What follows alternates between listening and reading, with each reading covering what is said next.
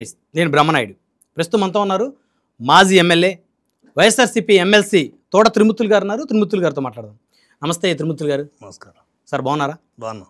Sir, ముందుగా మిమ్మల్ని ఈ ఫేస్ టు ఫేస్ కార్యక్రమానికి పిలవటానికి ప్రధానమైనటువంటి కారణం గత వారం 2 వారాల నుంచి కూడా ఆంధ్రప్రదేశ్లో జరుగుతున్నటువంటి కొన్ని సంఘటనలు, అదేవిధంగా ఇటీవల కాలంలో జరిగినటువంటి కందుకూరు ఇన్సిడెంట్కి సంబంధించి మీరు అక్కడ ఆ ఇన్సిడెంట్కి సంబంధించి మీరు వెళ్ళటం, పరామర్శించటం. సో ఎప్పుడైతే మీరు ఆమంచి కృష్ణమోహన్ గారు లాంటి వ్యక్తులు అక్కడికి నేతలు వెళ్ళి పరామర్శించారో ఇది ఆ తర్వాత రాజకీయ రంగు కూడా పులుముకుందనేటువంటి వార్తలు వచ్చాయి. సాక్షాత్తు కొంతమంది మాజీ డీజీ లాంటి స్థాయి అధికారులు జగన్మోహన్ రెడ్డి గారే మిమ్మల్ని పంపించి కులాల మధ్య ఒక చిచ్చు పెట్టాలని చెప్పేసి ఆయన ఏదో ప్రయత్నం చేశారని మీ మీద మాట్లాడారు. ఎవరో మాట్లాడింది? డీజీ ఎవరైతే రిటైర్డ్ ఐపీఎస్ ఏబి వెంకటేశ్వర గారు. అవును.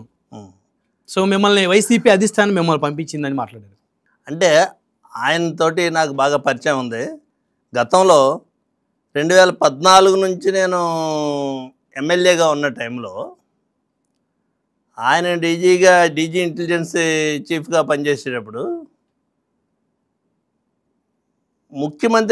అప్పటి ముఖ్యమంత్రిగా ఉన్నటువంటి చంద్రబాబు నాయుడు గారు,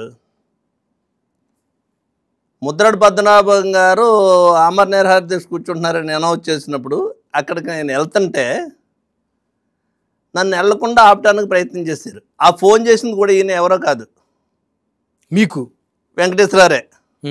నేను మొన్న చెప్పలేదు ఆ ఇంటర్వ్యూలోని, కానీ నా పేరు చెప్తూ మాట్లాడిన తర్వాత నేను సమాధానం చెప్పుకోవాల్సినటువంటి బాధ్యత నాకు ఉంది. ఆయన మొన్న మాట్లాడేటప్పుడు 27 సంవత్సరాలు 27 సంవత్సరాల క్రితం జరిగినటువంటి శిరోమండలం కేసు గురించి మాట్లాడుతూ నన్ను రాయబారిగా పంపించాడు జగన్మోహన్ రెడ్డి గారు అనేటువంటిది మాట్లాడారు. అవును.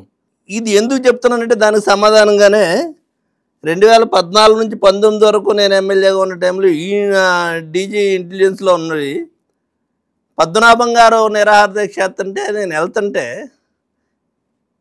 నేను నా పక్కనే బోండా ఉమా కూడా కూర్చున్నారు. మేమిద్దరం కలిసి వెళ్తుంటే నాకు ఎవరో అప్పుడు హోమ్ మినిస్టర్గా ఉన్నటువంటి రాజప్ప గారు బోండా ఉమా గారికి చేశాడు. వెంకటేశ్వర ఏబి వెంకటేశ్వర నాకు చేశాడు డీజీ గారు. ఓకే. చేసి సార్ చెప్పారు మిమ్మల్ని పద్మనాభం గారి కార్యక్రమానికి వెళ్ళొద్దన్నారని చెప్పేసి చెప్పారు. నేను ఆగలేదు. మరి ఇవాళ జగన్మోహన్ రెడ్డి గారు చెప్తే ఆగుతానా? ఆగరు. మీ అవసరాల కోసం మీరు మాట్లాడుతున్నారు తప్పితే నేనేంటి అనేటువంటిది మీకు తెలుసున్న వ్యక్తిగా అప్పుడు ఈవేళ ముఖ్యమంత్రిగా లేరు జగన్మోహన్ రెడ్డి గారు. అవును. మాజీ ముఖ్యమంత్రి. అవును. ఆవేళ ముఖ్యమంత్రిగా ఉన్నటువంటి చంద్రబాబు నాయుడు గారు, ఆవేళ ముఖ్యమంత్రిగా ఉన్నటువంటి చంద్రబాబు నాయుడు గారు చెప్పారు అని చెప్పేసి మీరే నాకు ఫోన్ చేశారు, గుర్తుపెట్టుకోండి. అంటే సార్ ఇక్కడ నాకు డౌట్, నిజంగానే చంద్రబాబు గారు చెప్పుంటారా లేకపోతే ఆయన చెప్పుంటారు? కలగదు. లేదు, చెప్పకుండా ఈయన ఎందుకు చెప్తారు? ఓకే. ఆయన చెప్పారనే కదా చెప్పాడు ఈయన. అవును. చంద్రబాబు నాయుడు సీఎం గారు వైజాగ్లో ఉన్నారు. ఇప్పుడు వైజాగ్ ఏదో మీట్ జరుగుతుంది. అవును. నావల్ ఫ్రీట్ ఏదో. అవును. దానికి మోడీ గారు కూడా వస్తున్నారని చెప్పేసి అందరూ అక్కడ ఉన్నారు. ఆ టైంలో ఫోన్ చేసి ఆ నెక్స్ట్ డే నుంచి నిరాహార దీక్షలో కూర్చున్నాడు ముద్రగడ పద్మనాభం గారు. అవును. ముద్రగడ పద్మనాభం గారు నిరాహార దీక్షలో కూర్చున్న తర్వాత వెళ్ళటానికి ప్రభుత్వానికి వ్యతిరేకంగా అతను నిరాహార దీక్షలో కూర్చుంటే వెళ్తే బాగోదు, ఎమ్మెల్యేగా ఉండి కూర్చుని ముందే వెళ్ళి మాట్లాడొద్దాం అనేటువంటి ఉద్దేశంలో నేను వెళ్తుంటే నన్ను సీఎం గారు వెళ్ళొద్దన్నారు మిమ్మల్ని అని చెప్పేసి ఈ ఏబి వెంకటేశ్వర గారే నాకు ఫోన్ చేసి చెప్పాడు. నా పక్కనే బోండా ఉమా గారు కూడా ఉన్నాడు. బోండా ఉమా గారికి ఏమో రాజప్ప గారు ఫోన్ చేశాడు, నాకు ఈయన ఫోన్ చేశాడు. చేస్తే నేను ఏబి వెంకటేశ్వర గారితో చెప్పాను, నేను ఒక తెలుగుదేశం పార్టీకి సంబంధించినటువంటి ఎమ్మెల్యేగా వెళ్ళట్లేదు. ఒక కాపు ముద్రగడ పద్మనాభం గారు కాపుల కోసం ఒక ఉద్యమం చేస్తుంటే ఒక కాపోడుగా నేను ఆయనతో మాట్లాడటానికో మద్దతు ఇవ్వటానికో ఆయన కలిసి విషయాలు మాట్లాడటానికో వెళ్తున్నాను. రేపు నిరాహార దీక్ష, ఆమరణ నిరాహార దీక్ష రేపు నుంచి ప్రకటించాడు ఆయన. రేపు కూర్చుంటే మళ్ళీ నేను వెళ్ళటం కుదరదు. అందుకని ఇప్పుడు వెళ్ళి వస్తున్నాను.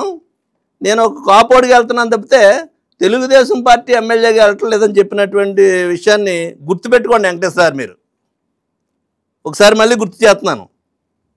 అటువంటి ముఖ్యమంత్రిగా ఉన్నటువంటి చంద్రబాబు నాయుడు గారు చెప్తేనే వెళ్ళొద్దంటే ఈవేళ జగన్మోహన్ రెడ్డి గారు నన్ను పంపించారని చెప్పడం అనేటువంటిది బురద జల్లేటువంటి రాజకీయాలు, తప్పుడు రాజకీయాలు చేయడానికి మీరు మాట్లాడుతున్నారు తప్పితే నేను ఆయన చెప్తే వెళ్తానో లేదా అనేటువంటిది మీకు తెలుసున్నటువంటి విషయమే. అవును, మీరు అప్పట్లో జక్కంపూడి